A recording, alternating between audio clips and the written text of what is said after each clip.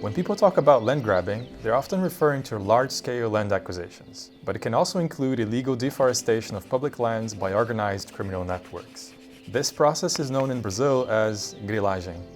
Criminal networks first legally occupy public lands, including protected areas and undesignated forest lands. Various roads and trails are carved out so that selective logging of high-value hardwoods can take place. Once the prized timber has been extracted, these trails are then used to gradually create larger patches of deforestation. Pasture can be claimed as productive land, which is a mechanism to secure land tenure and legitimize appropriation. So the land is often burned and cleared to make way for cattle. Registration of the land follows, often by drawing on strong political connections as well as practical knowledge around government procedures and how to sidestep or exploit them. One way they do this is by producing fraudulent documents, which is where the word grilagem comes from. The term refers to the crickets that were used to make the fake documents appear old. An important aspect of speculation is time.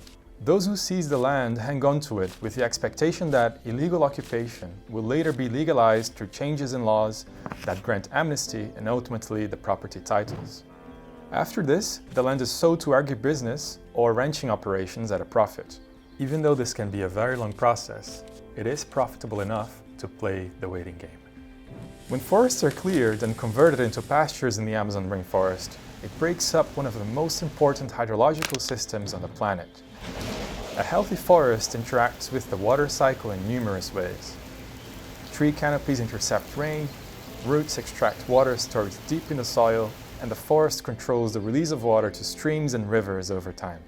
Trees return the stored water to the atmosphere through evapotranspiration, and the wind transports it across the continent as flying rivers, feeding rain clouds far from the Amazon. Many regions rely on this recycled moisture to fall as precipitation to grow food and supply water for human consumption. When forests are cut down and burned, soils are exposed and often compacted by cattle. Pastures and degraded land store up far less moisture and evaporate far less water back into the atmosphere. With less moisture being recycled and transported, rainfall patterns start to shift.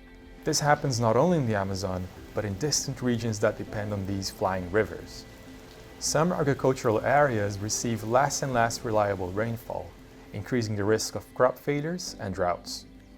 What begins as a local land grab and forest-to-pasture conversion ultimately reshapes the entire water cycle. It alters river flows, lengthens droughts, and weakens rainfall in key food-producing regions.